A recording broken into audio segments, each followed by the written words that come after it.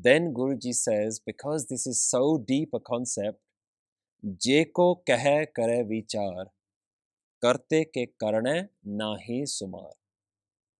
If one tries to have a conversation about this, if one tries to think too deeply about this, if one tries to discuss this, what it's like to be in this state, what is the experience of that person who is in that panch state, karte ke karne nahi sumar. Why is it karte ke karne? Why not panch ke karne? Why are we now talking about the karta purakh and not these individuals? Because these individuals are no longer individuals. There's now no difference between them and the oneness itself. So when you're describing them, you're describing the oneness. Jeko kahe kare vichar, karte ke karne nahi sumar. When you describe them, you realize that you're not describing them, you're actually describing the whole of creation. And then you realize that their description cannot be done. Because the actions of the oneness, karte ke karne, the actions of the creative being, nahi sumar. Sumar means limit, or like to do an account, to try and quantify, cannot be done. So these panch are no longer there.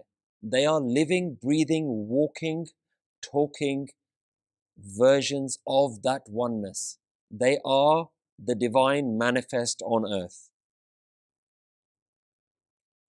They themselves cannot describe their experience. Even they can't explain it.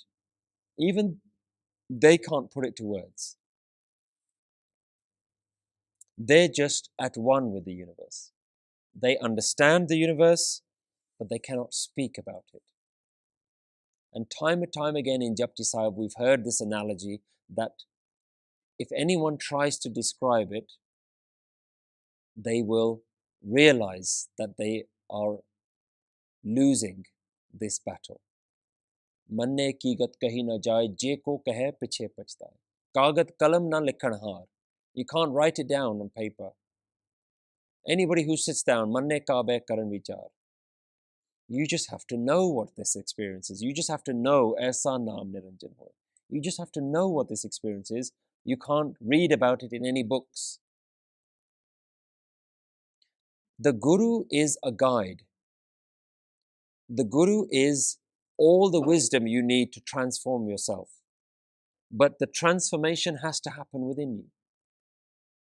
You have to become this.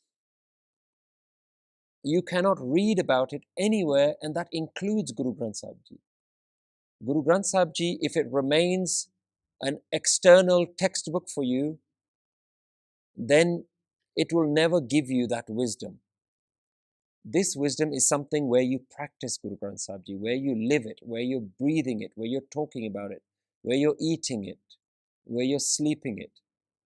Uthat baitat sovat jagat. At every moment, you have to live this. Then the Guru goes from being an external text to an internal wisdom. This is antar gyan. If you can imagine for a moment, what are you like in your higher state, in your higher self, just within yourself? What is the best version of me? What is the most elevated? What is me going to be like as the enlightened me? Be that person, because that person is in you right now. And it doesn't require you to do anything special. You just have to become the highest form of what you are. And the highest form of what you are is already there.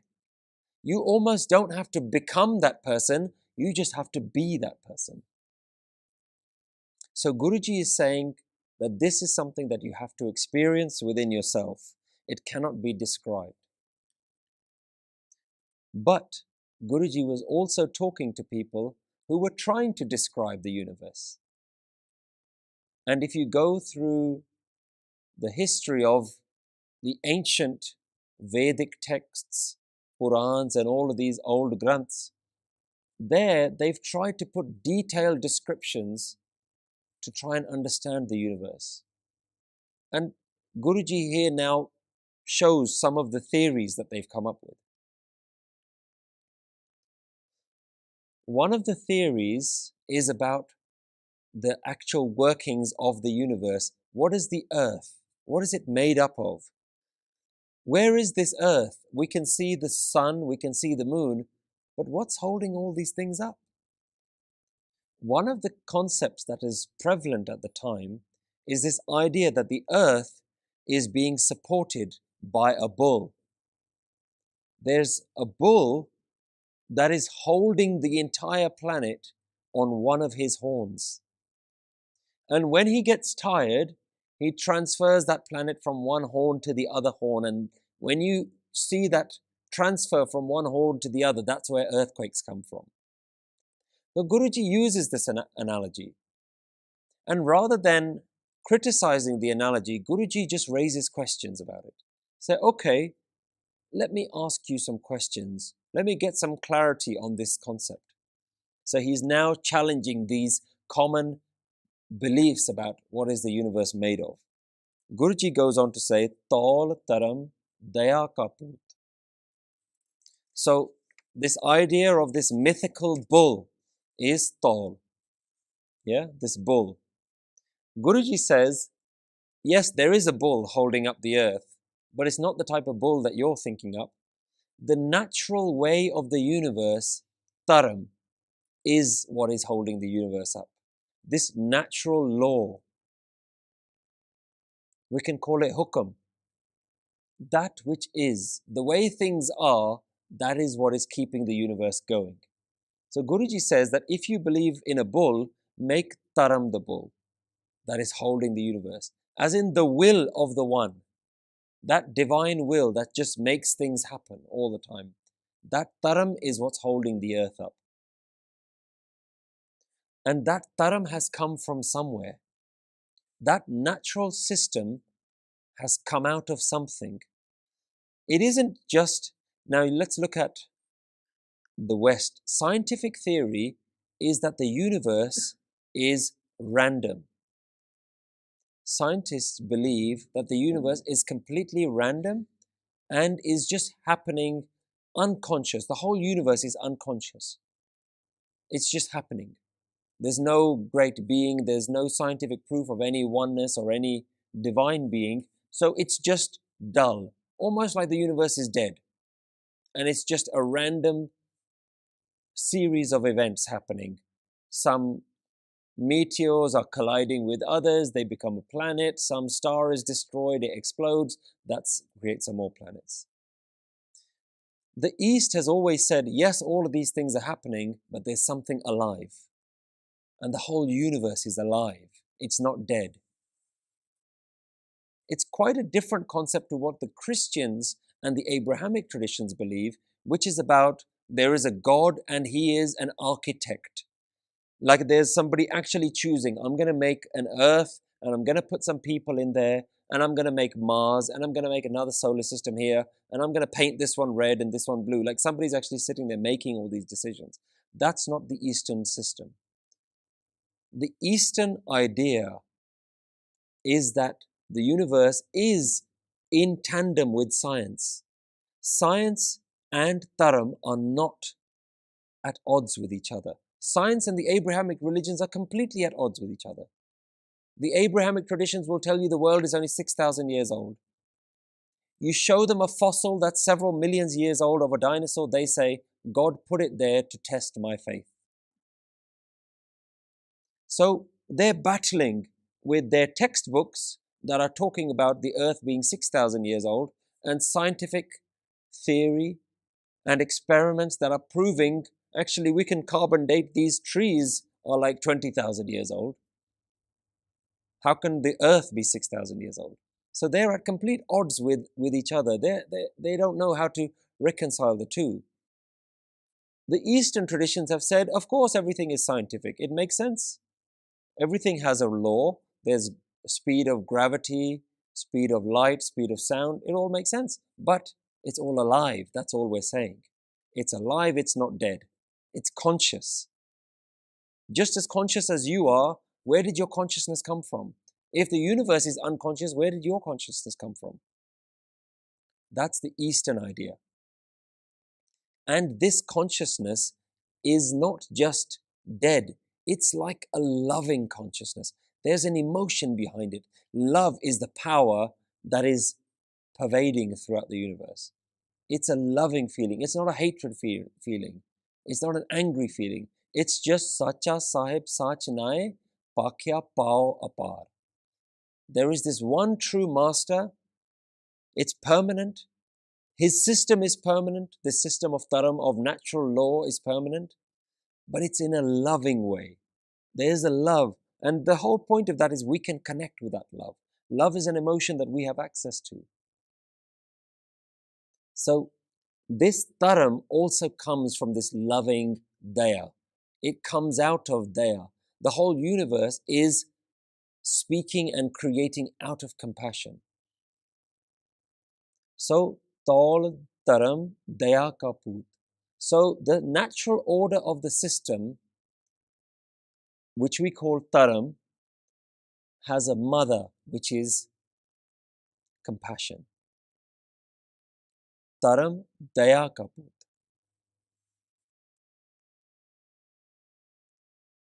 Santokh थाप रखया जिन सूत. Tol taram daya ka poot, santokh thap rakhya jin soot. But as well as a mother, there's also a father. As well as compassion, there is also contentment, santokh. Santokh is contentment. Thap rakhya means this is what binds the whole universe together. Thap rakhya, this jin soot. Soot is from the word sutar, which is the system, the rules, the maryada. This is like a thread that is completely interwoven into the fabric of the universe. So Taram is the blanket of the universe, and it is sewn with two threads, with compassion and contentment. Now that sounds great, but what does it mean for us? Yeah? It always has to make sense to us. Otherwise, we're talking about the whole universe being loving and all that. So, okay, fine. What do I do with that? If this is the description Guru Nanak Dev Ji is giving of the universe, then part of that universe means it's a description of you. At the very root of you is compassion. At the very root of you is contentment. And we've covered these concepts before. When we talked about the mind and the stages of the mind, manne surt hove man buddh, we had a deep conversation around the layers of the mind: intelligence, memories, awareness, self-identity. We talked about these layers of the mind. And we talked about issues. Suffering also exists in the mind. Suffering isn't at the core of who you are. At the core of who you are is contentment. Hatred is also not inside you. Hatred is in the mind. At the very root of who you are is compassion, friendliness, lovingness. And we can see this in babies. Babies whose minds haven't been developed, they are just content. Yes, they need to be fed. Yes, they need milk. Yes, they need food. Yes, they need to be changed. Yes, they need sleep. They can get very cranky at times. But at times when they have all those needs fulfilled, you'll notice they're ecstatic. They're just looking around and they're so happy. The smallest things makes them completely just elated, delighted. And how much hatred does a baby have? It doesn't know how to hate because it doesn't have a mind to hate. It doesn't know how to hate because it doesn't have a past yet. You can only hate something that's happened to you in the past. They don't have a past. They're in the present moment. They don't have any fears either because they don't live in the future. They live in the present moment. And this is the core of what you are. Everything else that you think you are has come later on. And this is when you start building this nice little fortress around you. My name, my identity, my family, my likes, my dislikes. And very soon, before you know it, identity, ego has been created. And that superficial layer is where all these things exist. Guru Nanak Dev Ji is saying, at the root of who you are is daya and santokh, compassion and contentment. And just as your body has certain things that it needs food, it needs shelter, it needs sustenance. In the same way, your physical body has needs. In the same way, your spiritual body, which we talk about suksham sarir, your subtle body, your deeper subconscious, your atma, whatever you want to call it, that also has sustenance that it needs. And that sustenance is these 5 good qualities. Dharam is what it needs. This is what you were born to do. You were born to realize this dharam, this natural way of the world. But you can't have dharam without daya. There is no religious way of living that doesn't have compassion. Compassion is religion. Compassion is spirituality. And contentment is religion. If you are religious without compassion, then you are not religious. You might look religious on the outside, but within the inside, there is no religion inside you. There is no dharam inside you. There is no spirituality inside you. So you have these 2 things inside you, yeah? You have daya, compassion, and santokh, contentment. How do these manifest? How does compassion manifest? If you are compassionate towards others, everything you do becomes a seva, service for others. So your inner compassion is manifest outside as seva. Living in a way that your whole life is seva. That is how you manifest your compassion, your daya. And how do you manifest your tranquility, your contentment?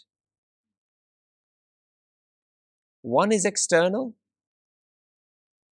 which is seva to the outside world. How do you do seva within yourself? That santokh within yourself is manifest as simran. Seva for the outside world, simran for the inside world. Compassion, contentment. And this is why people say the pillars of Sikhi are seva and simran, because the very root of who you are is also seva and simran, daya, santokh. Seva and simran is dharam. That is how you live a religious dharmic life. Service for others and meditation within yourself, service for yourself. And you notice in the Gurdwara we also have this system. You get 2 things from the Gurdwara. You get Pangat and you get Sangat. Pangat is your opportunity to serve. Sangat is your opportunity to meditate. So even in the Gurdwara, it's made up of these 2 things. Seva, Simran, Sangat, Pangat. And the Panch that we were talking about, this is where they are. This is the place where they are, where they just merged in Seva and Simran, in Daya, in Santokh all the time. This is their way of life. They are constantly serving, all the while being content within themselves. Contentment internally and compassion externally. See these as 2 wings that you need to fly. To elevate yourself to dharam, you need 2 wings. Internal, tranquility. External, seva, humility. So this is how you are, And this is the root of the whole universe. Tol taram daya kaput santok thap rakhya jinsut. This is the stability, this is what holds the universe up, not a mythical bull. And one who understands this will obtain that ultimate truth, that ultimate, stable, permanent truth. Jeko bujhe hove satyar. If you understand this, you will get that ultimate truth. See, Guru Nanak Dev Ji is really simplifying the whole of the mystery of Taram down to these simple things. If one understands this, Jeko bujhe, bujna means to understand, hove satyar. They will get that truth that they're looking for. That you need taram in your life. Taram is made up of daya and santok. Now, this satyar that we're talking about, sach, we're not talking about honest living here. We're not talking about a life that's just devoid of lies and cheating. That's not such. That's not what we're talking about. We're talking about knowing the truth and living by that truth. Understanding the permanent nature of the universe and living by it. Changing your way of living and connecting your identity with that identity. Remember, in the very first Pauri, Guruji helped us by posing this question, how do we come Satyar? How do we get this? Kiv Satyara hoye. We learned right at the beginning. Kiv kude tutte pal, hukam razai chalana. So hukam, living in the natural system, the way everything is, be in that. Now Guruji is explaining, this is what these things are. Yeah? Hukam, this is taram, this is the way it is. So if this is the system, let us address this idea of this bull. Let's really nail this idea down, Guruji is saying. Tavle upar keta par. Let's just analyze this idea for a moment. Let's say for a moment that the earth is held by a bull. The earth that we're walking on is being held up by a bull. Guruji asks this question, how can this one bull hold this entire weight of the whole planet? Okay, there's a bull who's carrying the whole earth. What's he standing on? Tarti hor. There must be another ground that that bull is standing on. And then if he's standing on a ground, who is supporting that ground? Guruji is really throwing this question back at them. And they might actually come back and say, yes, the bull is supported by a ground, but the ground that he's standing on is supported by another bull. If it's another bull, then he is standing on something. Do you see? It becomes an infinite loop. The word hor here is singular. It's not plural. It's got an onkar. So he's saying there's at least one more. Tarti hor, and beyond it there's another one, and then another one. Tarti hor, pare, beyond, hor, another and another. Tiste par tale kavanjor. And if you keep going with this argument, what about the very last bull? Who's holding that one up? Tiste par tale, underneath that weight, kavanjor. What is the force that's holding that one up? If they concede that actually ultimately Paramatma is holding up the whole thing, that this divine oneness is holding the whole thing, Guru Nanak is saying, yes, you're right, but he isn't holding just that last bull, he's holding everything. That divine oneness is holding the whole universe up, it doesn't need a bull. So Guruji is really getting people to start to think that if you understand that ultimately there has to be something greater than just some mythical bull, there has to be this greater force. And what about our planet is being held by a bull? What about other planets? What about all the stars and the suns and the moons? Who's holding all of them up? Yeah.